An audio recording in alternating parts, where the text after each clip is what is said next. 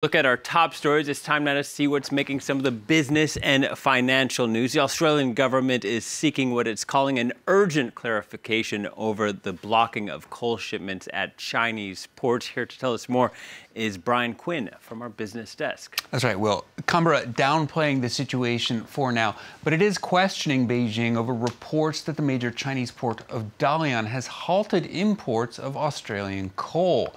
Shipments from other exporters like Russia and Indonesia reportedly unaffected, and that has observers speculating that the move is related to ongoing trade tensions between China and the West.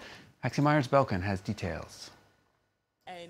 The news may have sent the Australian dollar plunging, but for the Australian Prime Minister, it's important to proceed with caution. This is not the first time that on occasion local ports make decisions about these matters, and so there is no evidence before me or us that would suggest that it has the connotations that it has anything to do with anything more broadly than that. On Thursday, Reuters reported that 5 Chinese harbours overseen by Dalian Customs have begun refusing imports of Australian coal.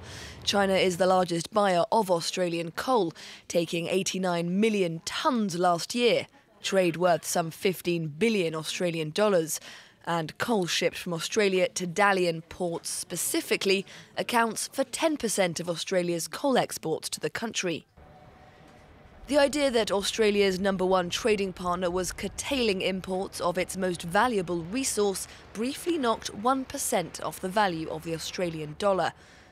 China's statement on the matter offered little in the way of clarity. Chinese customs are conducting risk detection and analysis work on imported coal to ensure its safety and quality.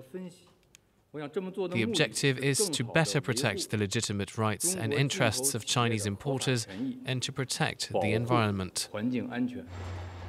Australia is insisting that regulatory rather than political issues are at play here, although the reported ban comes at a sensitive time for Chinese-Australian diplomatic relations.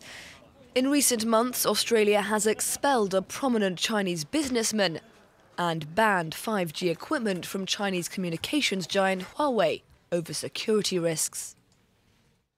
Well, meanwhile, talks aimed at ending the year-long U.S.-China trade war are ongoing in Washington ahead of a March 1st deadline when new U.S. tariffs could come into effect. Chinese Vice Premier Liu He scheduled to meet with Donald Trump in the Oval Office Friday after 9 hours of negotiations Thursday, that with Treasury Secretary Steve Mnuchin and Trade Representative Robert Lighthizer. Well, details are scant so far, but Reuters reports the two sides are sketching out 6 memos of understanding covering forced technology transfer, cyber theft, intellectual property rights, services, currency, agriculture, and non-tariff barriers to trade.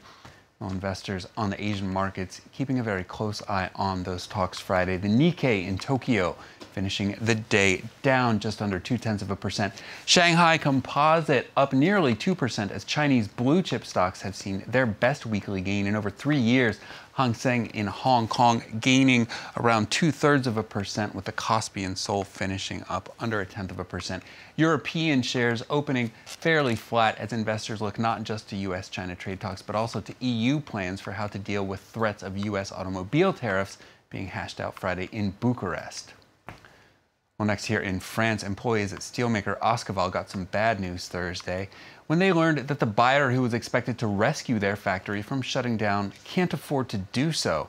French industrial group Altifort admitted it's been unable to come up with the 35 million euros necessary to close the deal, and time is short to find a new buyer to step in. Vall is set for bankruptcy hearings in Strasbourg next Wednesday. 281 jobs are on the line. Workers at the plant were stunned by the latest turnaround.